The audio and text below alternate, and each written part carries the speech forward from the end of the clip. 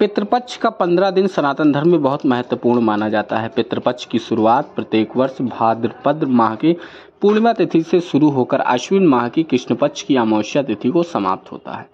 इस साल पितृपक्ष की शुरुआत 29 सितंबर से शुरू हो रही है, जो आगामी 15 दिनों तक चलेगा। पितृपक्ष के दौरान पितरों की आत्मा की शांति के लिए श्रद्धापूर्वक पितरों को याद करके उनका श्राद्ध, कर्मकांड, पिंडदान किया जाता है। श्रद्धा न केवल पितरों की मुक्ति के लिए किया जाता है, बल्कि उनके प्रति अपना सम्मान प्रकट करने के लिए भी किया जाता है। धार्मिक और पौराणिक शास्त्रों की माने तो पितृपक्ष में कोई भी शुभ अथवा मांगलिक कार्य नहीं किया जाता।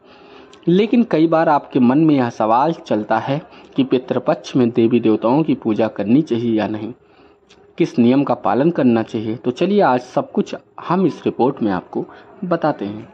29 सितंबर से पितृपक्ष का आरंभ हो रहा है।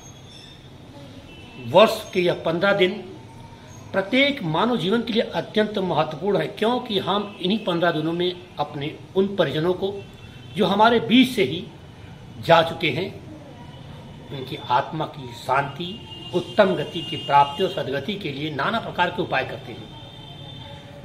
कई लोगों ने प्रश्न पूछा है कि क्या पितृपक्ष में देवी देवताओं की पूजा कर सकते हैं।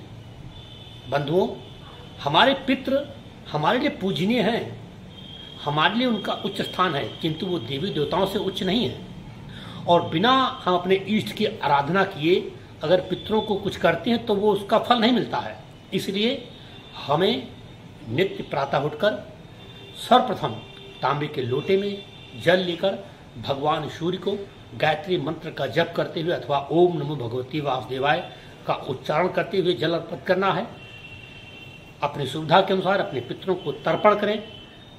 फिर दरवाजे पर आई हुई गाय, कुत्ता और कौवा, इन 3 पक्षियों को पितरों के निमित्त भोजन निकाल दें।